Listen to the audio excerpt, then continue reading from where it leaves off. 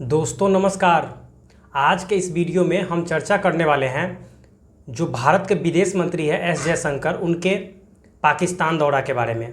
क्योंकि पिछले 9 साल में ऐसा पहली बार हो रहा है कि भारत के जो विदेश मंत्री है वो एससीओ समिट के लिए पाकिस्तान के दौरे पे गए हैं। वहाँ पे तो कोई द्विपक्षीय वार्ताएं नहीं होगी, लेकिन भारतीय विदेश मंत्री का पाकिस्तान दौरा ही यही एक बहुत बड़ा मायने रखता है कि भारत के विदेश मंत्री जो हैं एस जयशंकर, वो पाकिस्तान क्या करने के लिए गए हैं और वहाँ पे कौन सी बातें होंगी और इसके क्या परिणाम निकल कर सामने आएंगे, ये भी देखने वाली बात होगी।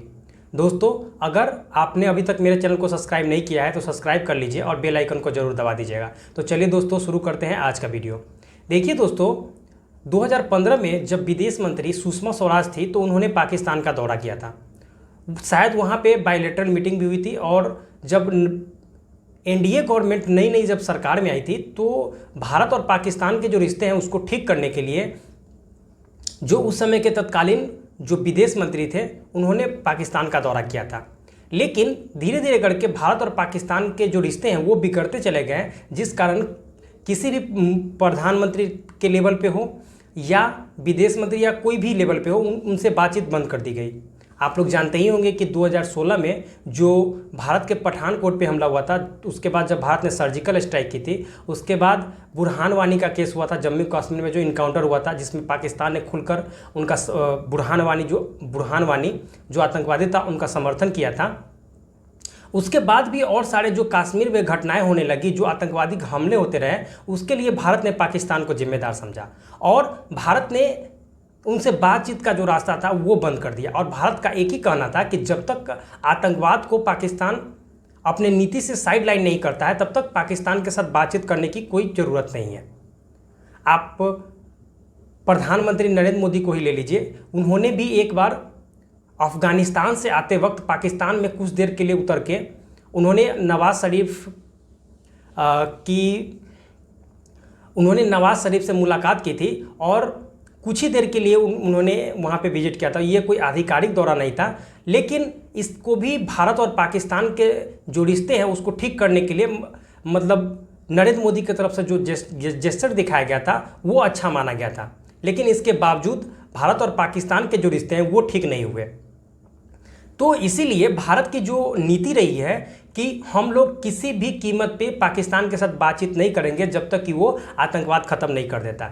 लेकिन आपको याद ही होगा कि पिछले साल जो एससीओ की समिट थी वो भारत में हुई थी, और जब यहाँ पे गोवा में जो समिट हुई थी एससीओ की, उसमें पाकिस्तान के जो उस समय के तत्कालीन विदेश मंत्री थे बिलावल भुट्टो, उन्होंने भारत की यात्रा की थी। तो मुझे तो ये लग रहा है, या जितने भी जो फॉरेन ट्रिप को कवर करते हैं या कहें तो विदेश नीति को जानते हैं, उनका यही मानना है कि क्योंकि पाकिस्तान ने पिछले साल एक कदम अपने आगे की तरफ बढ़ाया था भारत के साथ अच्छे रिलेशन के लिए, इसीलिए भारत ने भी इस बार एक कदम अपने तरफ से आगे बढ़ा दिया है। और भारत के जो विदेश मंत्री है एस जयशंकर साहब, वो पाकिस्तान के दौरा पे आज चले गए हैं। देखिए दोस्तों, जब इस बारे में जो एस जयशंकर है उनसे जब ये सवाल पूछा गया कि क्या वो वहाँ पे एक पाकिस्तानी डेलीगेशन के साथ बायलैटरल मीटिंग भी करने वाले हैं, तो उन्होंने इससे साफ साफ इनकार कर दिया। और उनका कहना था कि हम लोग सिर्फ और सिर्फ एससीओ समिट के लिए जा रहे हैं, क्योंकि ये विभिन्न देशों का जो ग्रुप है जिसका नेतृत्व एक तरह से चीन करता है, तो इसमें रसिया हो, चीन हो, पाकिस्तान, भारत और विभिन्न सारे कंट्री है। तो इसके लिए जो है वो हम पाकिस्तान का दौरा करने वाले, न कि बायलैटरल मीटिंग के लिए। जब भारत का पाकिस्तान के प्रति जो आतंकवाद की नीति है उस पर सवाल पूछा गया तो एस जयशंकर ने ये बातें खुलकर सामने रखी कि हम लोग की पाकिस्तान नीति में कोई बदलाव नहीं हुआ है, और जब तक पाकिस्तान टेररिज्म को सपोर्ट करता रहेगा तब तक हम लोग पाकिस्तान के साथ कोई बातचीत नहीं करने वाले हैं। तो देखिए दोस्तों, ये तो जब मीटिंग होगी उसके बाद क्या बातें सामने निकल कर आती है ये तो मीटिंग के बाद ही पता चलेगा। लेकिन ये जो भारत के तरफ से जो एक कदम आगे बढ़ाया गया है वो पाकिस्तान को लगता है नागवार गुजरा है, क्योंकि एस जयशंकर से पहुंचने से पहले ही उन्होंने भारत पे विभिन्न तरह के इल्जाम भी लगाने लगे हैं। उनका कहना है कि भारत को जलन हो रहा है कि भारत एससीओ की समिट पाकिस्तान में देख करके भारत को अच्छा नहीं लग रहा है, या कहने करते कि वो जल रहा है। लेकिन भारत का ऐसा कोई मानना नहीं है। भारत को कोई जलन नहीं हो रही है, क्योंकि पिछले साल जब हम लोगों ने G20 यानी कि जब भारत ने G20 समिट होस्ट किया था, तो ऐसा हम भी कह सकते थे कि पाकिस्तान को जलन हो रहा है, जबकि पाकिस्तान G20 का हिस्सा नहीं है और होना भी नहीं चाहिए। उनकी कोई इकॉनमी खास है नहीं और हरदम बेल आउट पैकेज पे वे जिंदा रहते हैं IMF के। अब कुछ दिन पहले भी जो हमारे रक्षा मंत्री है राजनाथ सिंह, उन्होंने एक रैली के दौरान ये बात बोली थी कि पाकिस्तान जितना IMF से बेल आउट पैकेज मांग रहा है, उतना तो हम लोगों ने जम्मू कश्मीर में इस साल के बजट में तय किया है कि उतनी राशि हम जम्मू कश्मीर को देने वाले हैं, जो कि पाकिस्तान के पूरे बेल आउट पैकेज से भी ज़्यादा है। तो भारत और पाकिस्तान की जो तुलना है वो कहीं से भी नहीं की जा सकती है। पाकिस्तान की जो जितनी GDP है उससे ज़्यादा तो हमारे यहाँ पे टाटा का जो मार्केट कैपिटलाइजेशन है उतना उससे ज़्यादा है।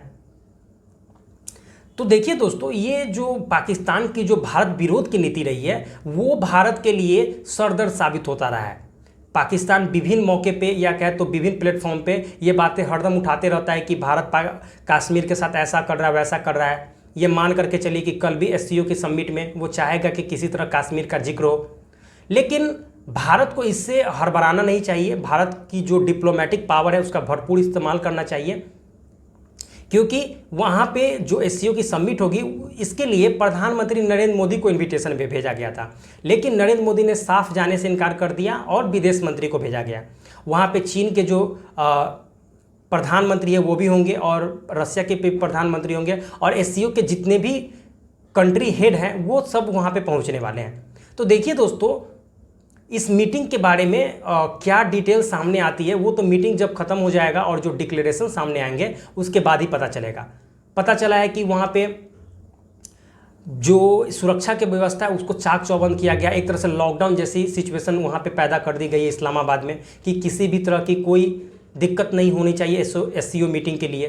तो ये तो अच्छी बात है कि अगर पाकिस्तान अगर SCO की मीटिंग होस्ट करता है और मान लीजिए कि कोई धमाका हो गया या आतंकवादी हमला हो गया, क्योंकि कुछ ही दिन पहले बलूचिस्तान में एक बहुत ही बड़ा आतंकवादी हमला हुआ था, अगर मान लीजिए वही पाकिस्तान के इस्लामाबाद में हो जाए तो ये पाकिस्तान के लिए नागवार गुजरेगा और पाकिस्तान की जो छवि है पूरे विश्व में वो धूमिल हो सकती है। तो देखिए दोस्तों, क्या बातें सामने निकल कर आती है उसके लिए एक अलग से वीडियो बनाया जाएगा कि SCO समिट में, इस बार के SCO समिट में पाकिस्तान के द्वारा क्या बातें शामिल की गई है और क्या बातें दोनों देशों के बीच चर्चा का विषय बना है, तो ये देखने वाली बात होगी। दोस्तों, आप इस बारे में और जयशंकर जी के इस यात्रा के बारे में आप क्या सोचते हैं, आप हमें कमेंट बॉक्स में बताइए कि जयशंकर जी को पाकिस्तान के दौरे पे जाना चाहिए था या नहीं जाना चाहिए था।